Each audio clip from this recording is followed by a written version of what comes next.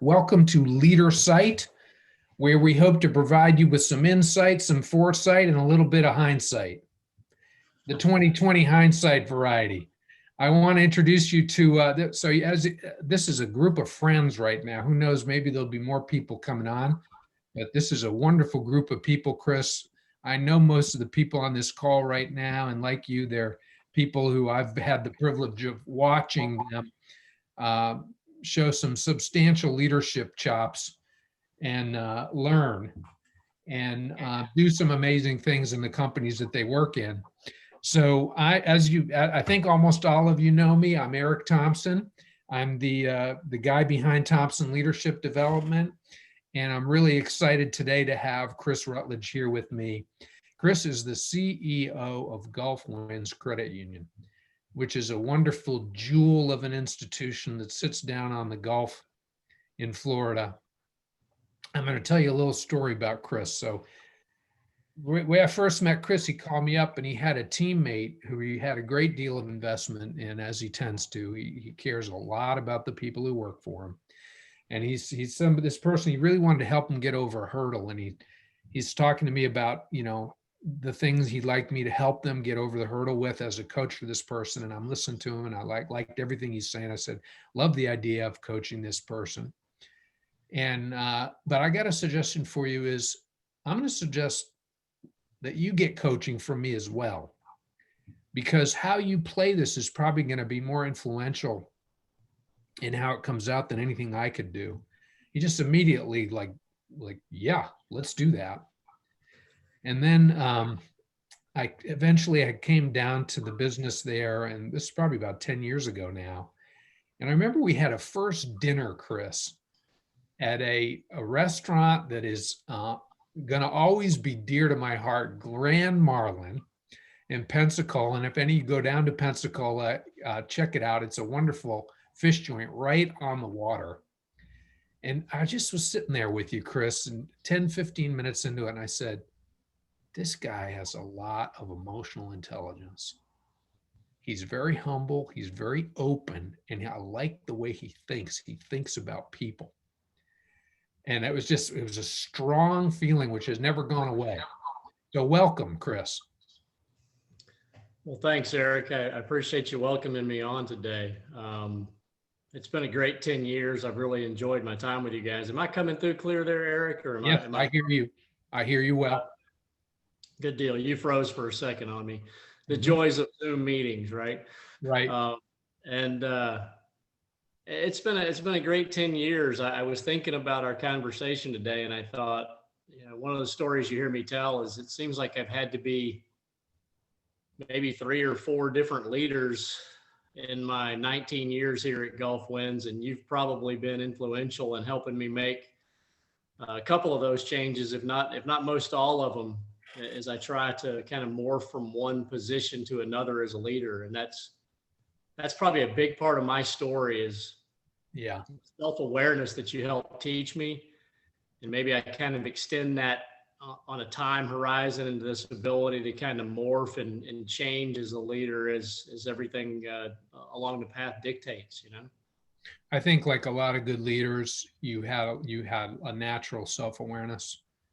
And I've seen you cultivate it and refine it and turn it into a much, an even more refined precision tool. So I think that's a great topic for us to maybe just see if we could summarize a little is the 5 lives of Chris Rutledge. One of your wonderful VPs said to me, I didn't like him at first.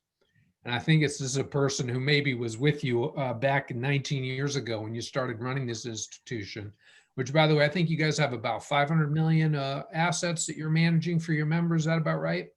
Wow, we started out in 2002. It was about 180 million. We had about 60 employees, about 23,000 members, something like that. And actually, we're at 890 million that we manage now in the community, and about 220 employees and over 70,000 members now. So the same person I was talking to said we used to be a mom and pop, and I didn't like him at first.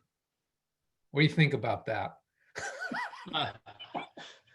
I can definitely see it. I was hired to kind of come in as a turnaround person, a problem solver, and I would say my skills were probably abrupt at times. I probably led from the battlefield much more back then, and could make decisions pretty fast, and wasn't always getting as much input.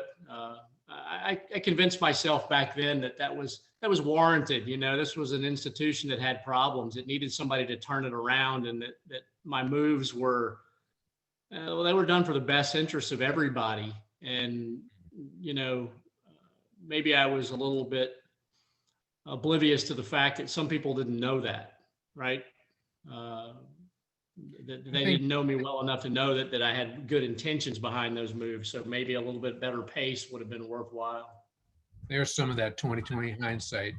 So that's interesting, because I've always seen you as one of your strengths is you're comfortable giving a command, and you have a kind of, you're comfortable with authority.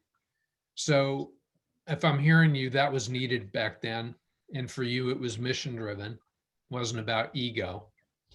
But if you could, so advice to a young commanding leader who's got a turnaround project, you would say, is that what you'd say, that make it more explicit that this is about the mission?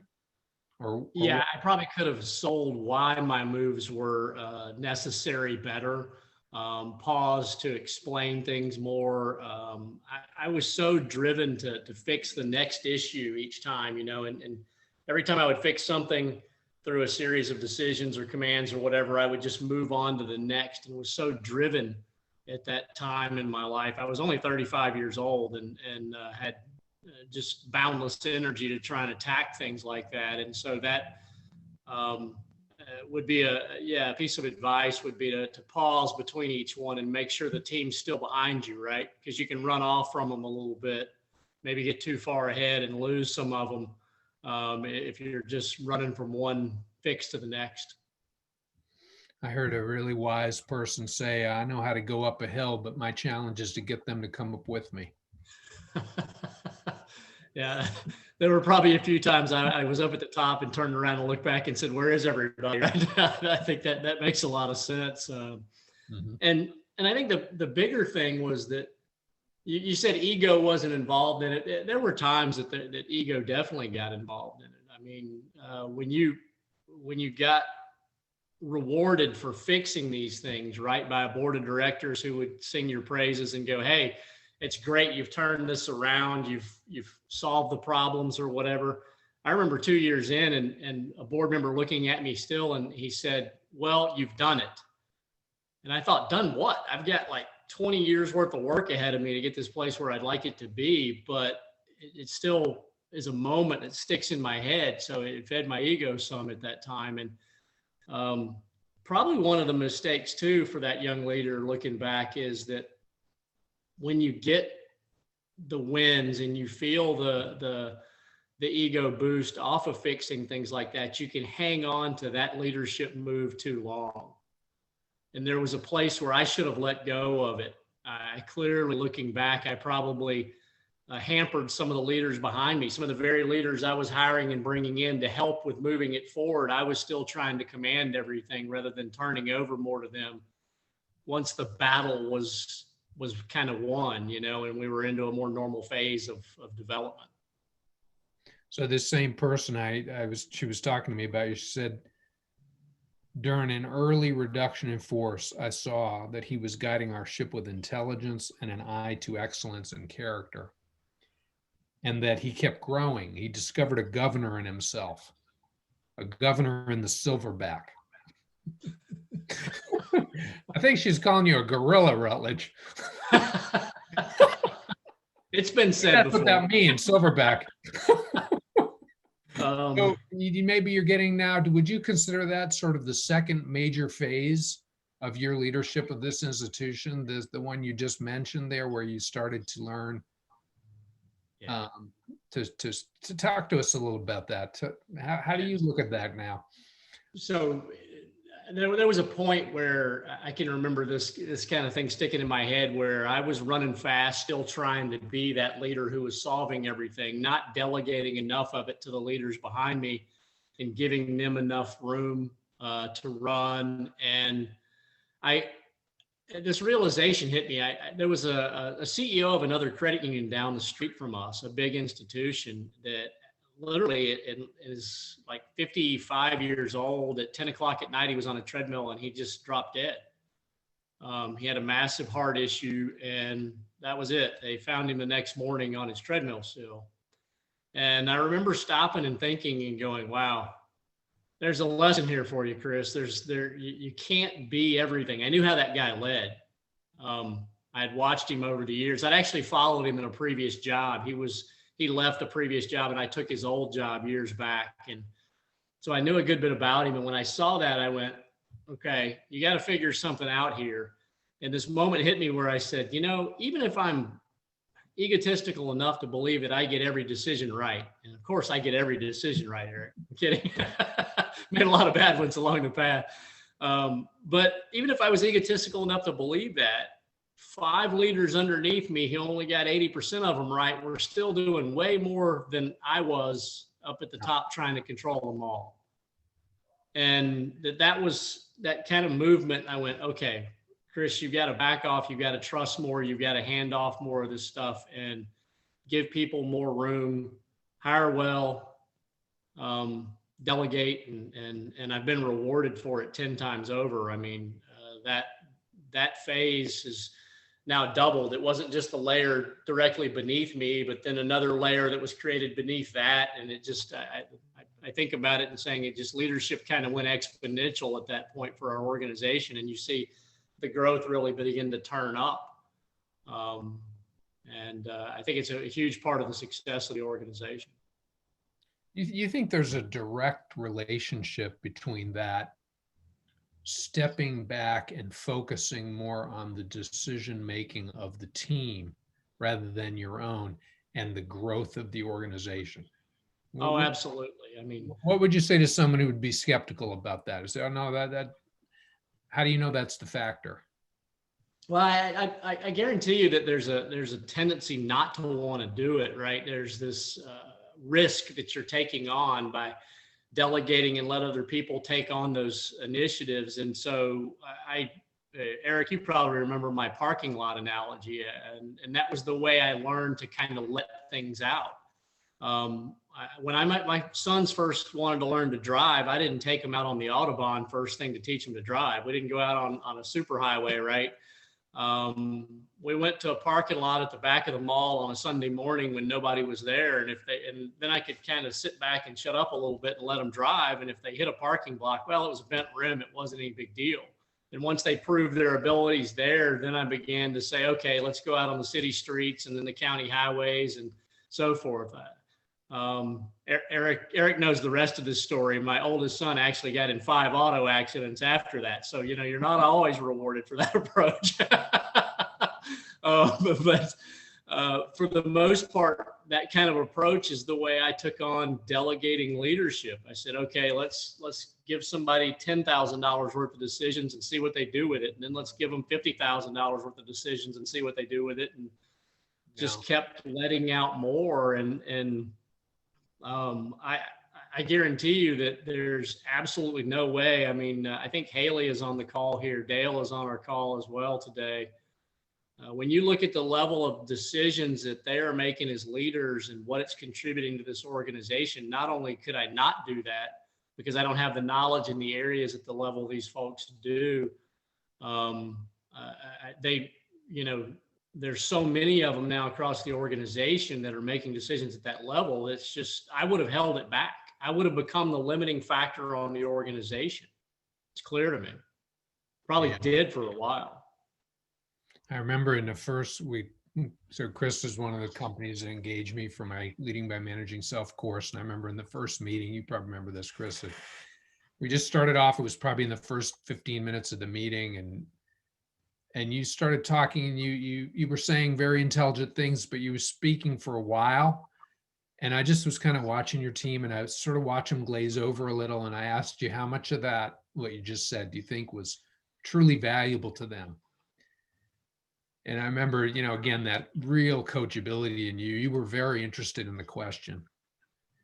And I'm curious because I have seen you over many, many years now, and we'll get to the later chapters of this in a minute. But become a real student of the art of fostering strength in other people. I think the amount of time you spend on that and the level of strategy that you bring to that is substantial. What have you learned about the art of doing that? What's the master skill set include from your perspective? Well, I think first off, it depends on the individual. And as you always preach to us, it's about coachability of the individual in the moment too, and having patience to wait for those windows where you can provide some assistance or guidance to somebody. And I really, it's just become one of the great joys of my life. Early on in my career, getting the attaboy for doing something felt good to me. Now seeing others get it probably puts a way bigger smile on my face than I ever could have gotten for doing it myself. It's really kind of an emotional thing to get to watch people blossom and make big decisions and smile. And,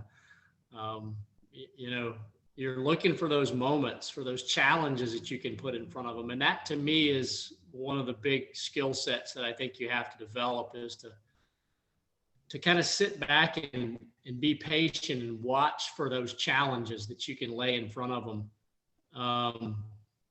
And not define them too much, not give them the answers, but kind of throw them out there and say, hey, here's something where I think you could really get a great win. How about go dig into this and do it in the right way, and see them light up and go after it, and then begin to have success at it is just a blast. That is, to me, probably the best part is doing it that way.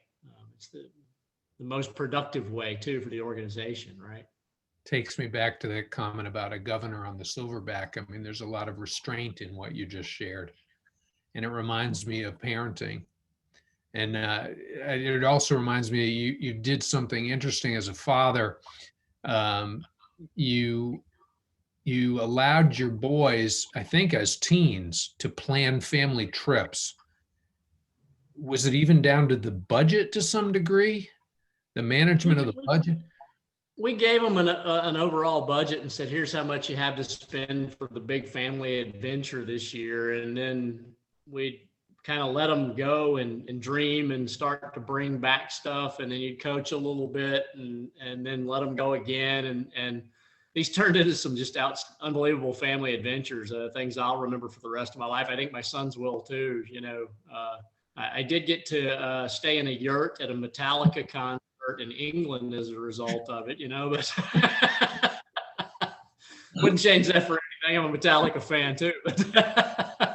My youngest planned that one. It was a real joy, but it was interesting. But were you surprised at how well they handled it, or did you have to risk some big mess ups in order to do that with them? We kind of slid back in as they would struggle, and they would ask for help.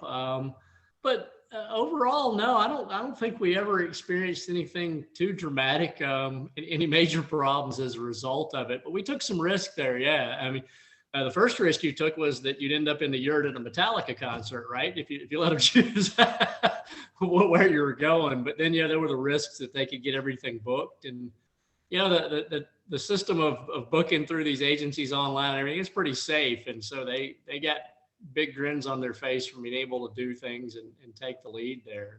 And it's just been awesome. We're hoping to do that again, Eric, one of these years, maybe with grandkids and kind of explore again as a family. Wow. It must have been a special pleasure of going on a trip that they planned for you and them. So we're about 20 minutes into our chat, and just for those on the call here, the journey here, what we're going to do, probably talk for another 5 minutes and look at this later chapter, which relates to getting the organization prepared for the post Chris Rutledge era. And I'm going to be curious to hear what do you consider the art of that succession fostering process? But after that, I've been doing this on these LeaderSight calls of giving people, a brief, maybe 5-6 minutes to be in pairs or threes and talk a little bit about the ideas that have been generated, then bring back and make it a conversation after we do that. So that's the plan here for the remaining 20 or so minutes that we've got. So yeah, you want to talk about, am I missing a major pivot, or would you say that's a pretty good next chapter to describe? Sure. There was probably 1A, 1B, and 1C, but I think you're on to the next one here that was probably big in my career, was that, the first stages of moving as a leader and morphing as a leader, once you get past your stubbornness or your ego and decide you have to make a change, you kind of move from the reactive portion of changing your leadership. And then I got to a place where now I'm trying to be proactive and look forward and kind of plan for that change in leadership well before I had to get there, right? Early on, I was hanging on to a stage too long. Now I'm trying to get ahead of that next stage and be ready for it. Yes, and do it as an example for the organization. And that's something that I think is maybe a little different in the credit union movement. Most of the credit unions that I talk about, the CEOs just kind of come in and they say, hey, I'm here another 6 months, I'm done. And that's the end of it, right? They don't really do a whole lot of planning for succession. And in my case, I have a board who's been struggling with succession themselves, with letting go and changing out. And so I felt like this was a way, as an example, if I started talking about my own succession very early on, I could kind of lead by example. And I truly believed that I want to see this organization continue just to rise and never take that leveling off that I saw. I was an examiner for financial institutions way back before I got into this side of the business. And I saw many organizations where you had a leader that hung on too long. They seemed to have an entitled attitude sitting in the seat and weren't passing things off to the next generation. And I didn't want to be that. So I began planning a couple of years ago for my expiration date. Got the date set and began to work with the board on the process for replacing me, defined internal candidates, built individual development plans for those internal candidates, letting them each day take a bigger and bigger leadership role in the organization, and do more of the work with the board. So that they're adept in that space. Owning the boardroom in my business is a pretty important part of the process. So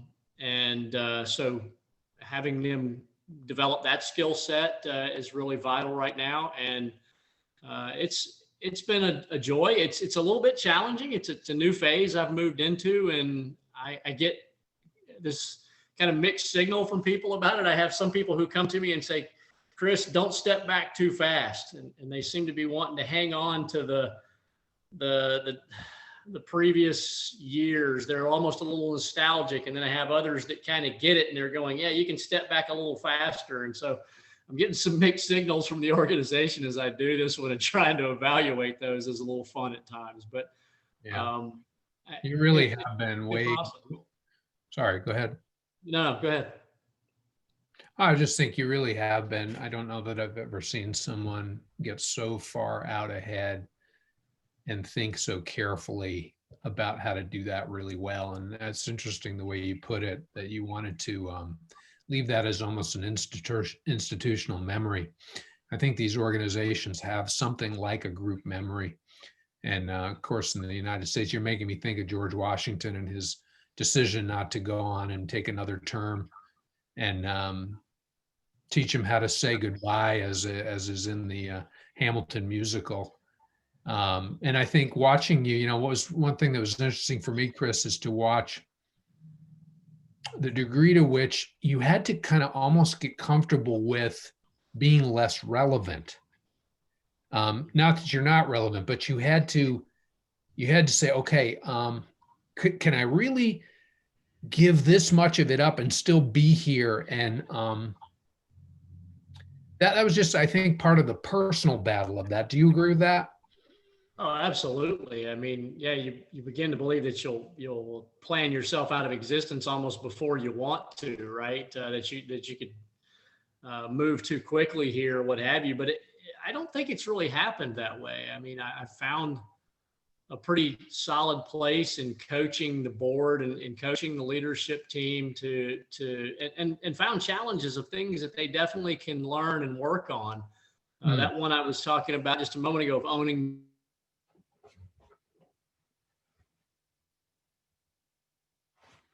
I am also like, I'm not hearing you, Chris. For some reason, your volume just cut out. You're not muted.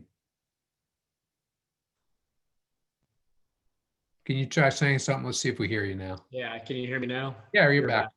Sorry about that. I was saying that, for example, one of the things that I've really settled on right now that's a big task of mine is working with the leadership team to show that how through the emotional maturity they can lead in that boardroom. Yeah. My board is anxious about this change. We've had 19 years of success. They have anxiety about this movement. They see it as the end of them and their career potentially too, right? As I head out. And so there's this concept too that's always fresh in my mind. And as I watch this, when the board moves at a certain speed, the board above me moves at a certain speed, and if it's 5 miles an hour, the team beneath, especially as you get down in the lower layers, these younger leaders are used to change on a daily basis. The world they live in today is just an incredible pace of change. And so I'm kind of in the middle of those two conveyor belts moving at different speeds and teaching them how to work to get what they need from that slower speed conveyor belt, if you will. May not work for you as an analogy yet, but it's one that I'm working through with the team to try and help them understand how to do this effectively. All right, I think this is a good place for me to pause and give folks an opportunity to break out and just talk and think together a little bit. And that's not the one I want to share. I'm going to share some guidance for you on this breakout room process here. So I'm going to give you about 7 minutes just to interact with each other. Right before I do that, I just want to click through here and show you what's coming up. I'm really excited about having Ben Pearson come here on December 17th. This is a very different kind of company than any of the ones I've had on this program so far. It's a startup, bootstrap startup that's doing quite well. They have a joint venture with a company in India. Ben Pearson is the entrepreneurial founder of that company. He's got a very unique way of relating to the idea of his business's mission. And he's really a fascinating thinker about people. I think you'll find Ben very interesting. And then coming up soon, one of the guests on today's call, Jonathan Rubright. Jonathan's interesting to me. He's just a person who's very articulate about the psychology of leadership and the people part of it, thinks a lot carefully about relationships, and also specifically about the journey of coming into his own authority as a young leader, a young vice president. And then January 28th, it's a long ways out, but this gentleman, Ernie Pomerleau, is in his 70s. He's a successor, a very successful successor in an important family business around here in Vermont. A very well-known person and extremely thoughtful about this journey of managing himself in a challenging succession journey. So those are some of the events coming up on this LeaderSight program. Here's some questions for you to think about for this breakout. Simple questions.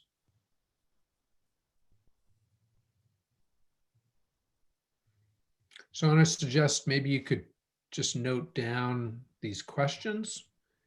And then I'm going to put you, using the Zoom function, into breakout rooms. Suggest you just skip the introduction to one. If one person just starts off thinking and thinking out loud for a couple of minutes and then pauses, and then the next person could take the baton and think out loud as well. That's really what I want to provide you with. It's just an opportunity to think. Things are so busy. Sometimes it's hard to have the time to just stop and think. So again, I'll let you look at these questions. Very simple questions.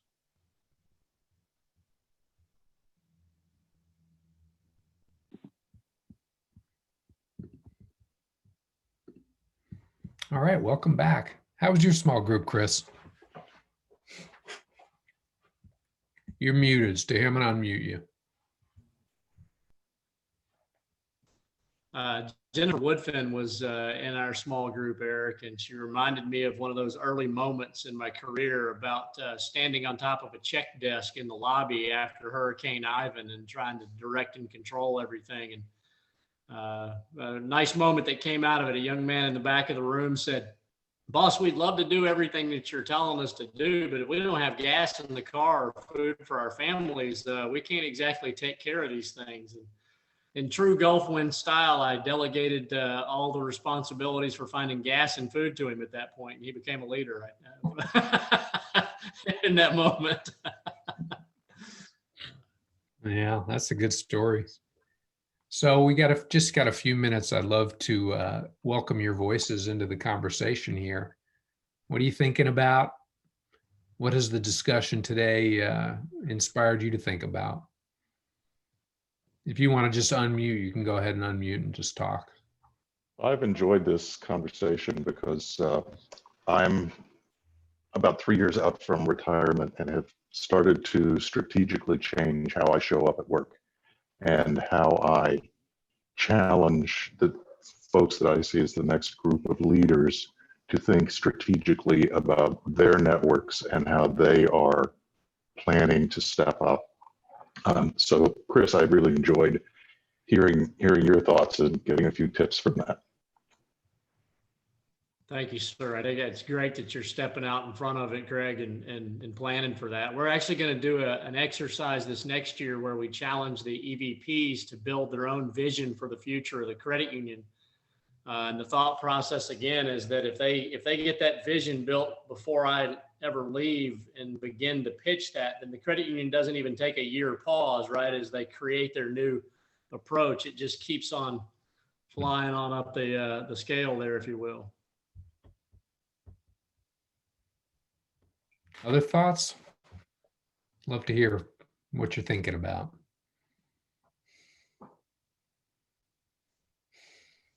Eric, I was in that small group with Chris and Jennifer, and I shared that I liked his analogy of the conveyor belts going at the two different speeds, and the fact that he needed to first recognize that before he could do something about it. And a lot of people would have had trouble figuring out that that's what was going on.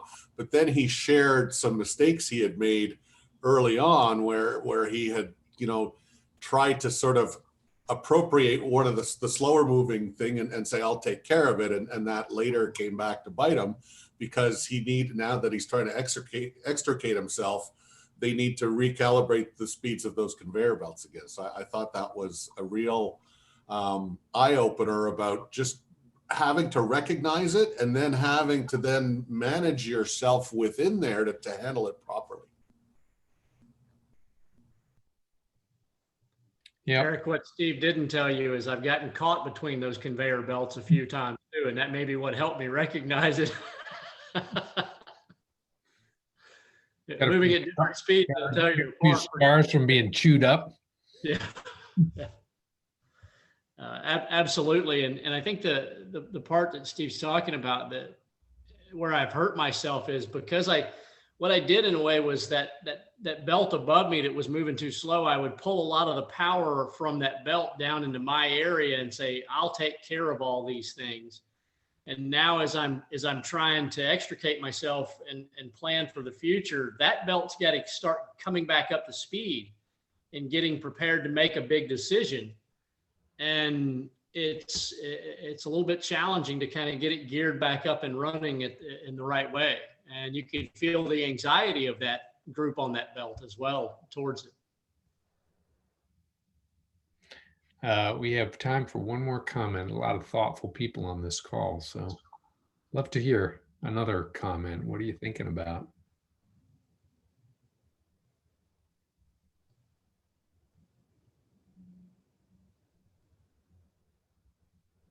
I liked Chris's analogy of climbing the hill and then looking around to make sure the team's with you, and setting that vision out in front and setting the objectives is probably more important than telling them what to do or getting into the work with them. So it's always a good reminder.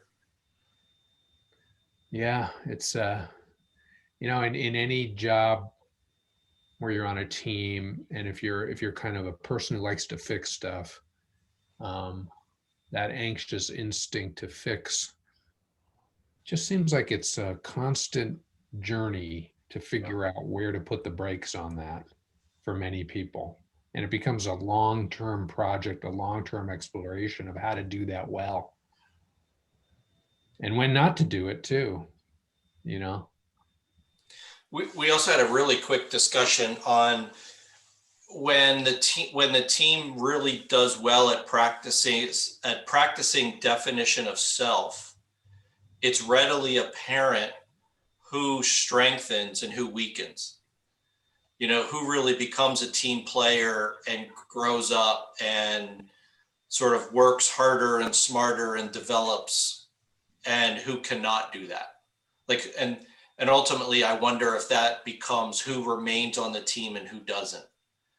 It's an organic process, and it's hard to tell people that that's what's happening, but it's very easy to. I think it's easy to observe when it does happen. I hear what you're saying, and it makes the capacities of other people much more visible when you step out of the way and let them actually own things. Yeah. So. Yeah. All right, folks, we're up to our time. I'm going to respect your time. Really good to have you here. Very good to see your faces. Thanks for coming. And I hope to see you in a few weeks with Mr. Ben Pearson. Chris Rutledge, thanks a lot. Thanks Chris. for your time and your wisdom. Thanks, Eric. Thank you, sir. Thanks, everyone. Look forward to next time.